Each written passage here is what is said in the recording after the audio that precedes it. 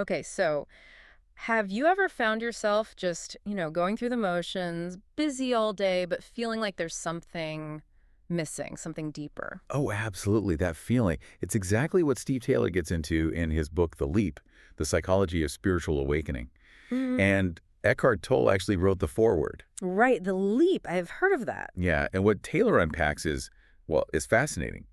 He suggests this personal journey of waking up isn't just individual, it's maybe part of this bigger evolutionary leap for all of us. An evolutionary leap. Okay, that's a big idea. It is. So today we're going to dive deep into Taylor's work. We'll look at what spiritual awakening really is, according to him, and, why it might matter to you right now. Sounds great. So this idea of awakening or wakefulness, Um, what are we actually talking about? Is it like some sudden flash of light, a mystical thing, or more down to earth? it's definitely more grounded than you might think. Mm, And it's less about uh, adding some new spiritual layer and more about uncovering what's already fundamentally there. yeah. Eckhart Tolle puts it really well in the foreword. He says, let me find the exact words.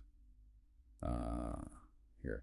If I had to put it in a nutshell, I would define it as disidentification from thinking. Disidentification from thinking. So realizing that voice in your head, the one that never shuts up, Yeah. that's not actually me. Exactly. You nailed it. It's realizing that constant compulsive commentator isn't the real you. You start to see it as just a phenomenon happening within you. Hmm. So it's not about stopping the thinking, because that seems impossible, but changing how you relate to it. You're not lost in the thoughts. You're the one watching them. Precisely. You become the awareness behind the thoughts. Hmm. Taylor talks about distinguishing between your conditioned self, your personality, habits, beliefs, everything is shaped by life. Right, the stuff we usually think of as me. Yeah, exactly. Yeah. Distinguishing that from your being. Your being is like the fundamental consciousness. It's timeless, formless, always there underneath the conditioning. It's the unchanging awareness itself. Okay, the being behind the human, like Tolle says. I think I get that. And you mentioned awakening and wakefulness. What's the difference there? Are they interchangeable? Good question. Taylor makes a clear distinction. He actually avoids the word enlightenment. Oh, why is that? Well, he feels it's often misunderstood, maybe too loaded with ideas of perfection, and it's not even a great translation of the original Buddhist term bodhi, which really just means to awaken. Oh, interesting. So awakening is the shift itself, the transition, the dawning realization, and wakefulness is more the ongoing state after that shift, the sustained, expanded awareness. Gotcha. Awakening is the door. Wakefulness is living in the new room. That's a good way to put it. And what we wake up from, Taylor argues, is essentially a state of sleep. Sleep. But, we're walking around, working, talking. We feel awake, right? Even Yeah. if we're just on autopilot sometimes. Right, but that autopilot state is the sleep state he's talking about. It's a kind of constricted awareness, often filled with inner conflict, anxiety, Mm-hmm. suffering, basically. He actually calls it aberrational, even pathological. He even says it's a kind of madness that we confuse with sanity simply because we experience real sanity so rarely. Wow. A kind of madness. That's strong language. It really flips the script on what we consider normal. It does. It suggests our everyday state, this egoic sleep system, where we're lost in thought and identify with our roles, is something we need to wake from. Not by adding something new, but by realizing what's already here, returning to our authentic nature. Okay, so if this sleep is our default, how do people actually wake up? Does Taylor describe, specific steps? Or is it different for everyone? It's definitely different, and the ways it happens can be quite surprising.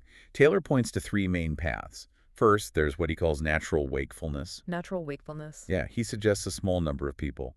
Well, they don't really need to wake up because they never fully fell asleep. They're like evolutionary throw forwards. Evolutionary throw forwards, like mutants. Huh. Sort of, but in a consciousness sense. They keep that childlike freshness of perception, but with adult maturity. Think of maybe Walt Whitman or peace pilgrim people who just seem to live from this deeper, connected place naturally. Huh. So some people just have it. That sounds a bit discouraging for the rest of us. Not at all, Yeah. because that's just one path. The second is gradual awakening. This is probably more common for people actively seeking it. Okay, how does that work? It happens slowly, incrementally, usually over a long time. It's often through conscious effort, things like meditation, yoga, following a spiritual path or tradition. It's about, as Taylor puts it, gradually dismantling the egoic room so that we can become permanently free. So chipping away at the old patterns, cultivating presence, Mhm. consistent practice. Exactly. It's a steady, dedicated process. And the third path, you mentioned dramatic shifts earlier. Right, that's the third one, and Taylor says it's actually the largest group, sudden or dramatic awakening. This often happens after some kind of intense psychological turmoil. Turmoil. Yeah, Like what? it could be triggered by major life stuff, loss, failure, divorce, or bereavement. Or sometimes he found it's an intense encounter with death, your own or someone else's. Wow. In these moments, the old self, the ego structure, it can just suddenly collapse. It shatters. And then out of that emptiness, a new one may emerge to replace it, like a butterfly emerging from a chrysalis. So the crisis itself becomes the doorway. It can be, but Taylor notes a key factor is acknowledgement and acceptance of the situation, the pain. Not resisting it, but allowing the breakdown to happen. That's amazing. That intense suffering could actually be a catalyst for a higher state. It feels so counterintuitive, but it also makes a strange kind of sense. The old has to break down for the new to emerge. Precisely. The collapse creates the space. It's a real testament to our potential for transformation, even out of the darkest times. So, okay, someone goes through one of these paths. They awaken. What actually changes? How does life feel different? Is it just internal, or do things literally look different? It's a massive shift, affecting both inner and outer experience. One big thing is a perceptual shift. People report the world becomes, well, brighter, more vivid. Taylor calls it intensified perception. Intensified perception. You have seeing the world in a very childlike way, being struck by the wonder, beauty, and intricacy of things others just take for granted. Like the filters we normally use are suddenly gone. It's described as a powerful flood of sensory detail. A flood. Does that get overwhelming, seeing everything so intensely? It can be, especially at first. We'll touch on integration challenges later. But crucially, this heightened perception is usually paired with a deep inner quietness and connection. Ah, okay, so the outer world gets louder, but the inner world gets quieter. Exactly, a dramatic reduction of the inner noise of our thought chatter. This quiet brings what Taylor calls a transcendence of separation.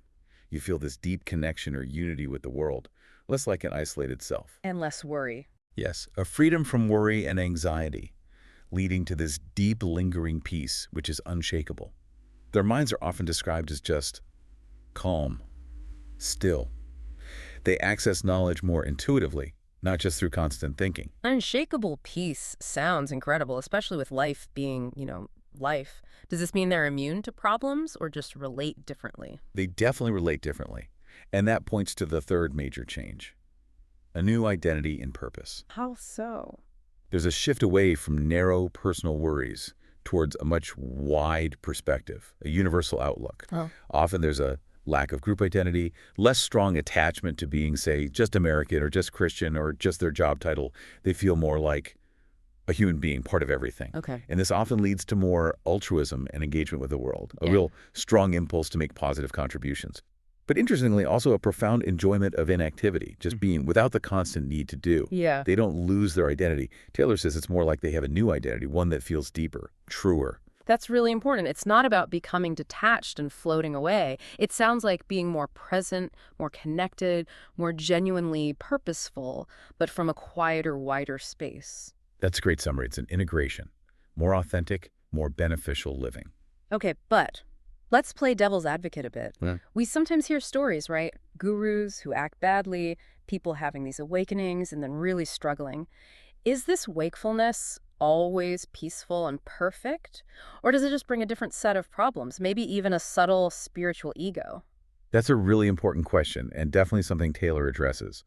The idea of constant bliss is mostly a myth. He's clear. Awakened individuals usually don't live lives of perfect, continuous bliss. Okay, so what does happen? Old habits, old patterns, fears, anxieties, maybe ambition, guilt, they can still be there. Taylor calls it karmic laundry. Karmic laundry, I like that. Yeah, like these ingrained emotional residues or Yeah. behavioral patterns. They don't necessarily vanish overnight, but crucially, their hold is weaker. The person isn't so identified with them anymore, they see them more clearly. So the stuff might still pop up, but it doesn't hijack the whole system like it used to. Exactly. There's more space around it. The focus isn't on eliminating all negativity instantly, but on cultivating a deeper, steadier sense of well-being and being more free from being dominated by negativity. It's about the relationship changing. That feels more realistic. And what about when the awakening itself is difficult? You mentioned sudden awakenings can follow turmoil. Right. And that brings us to spiritual crisis and misdiagnosis. Taylor really highlights this. He says, when awakening occurs suddenly, it's problematic to some degree.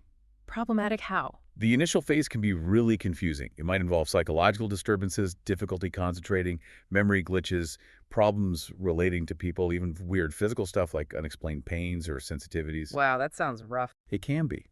And the biggest danger here is misdiagnosis, especially as psychosis. The symptoms can look alarmingly similar on the surface.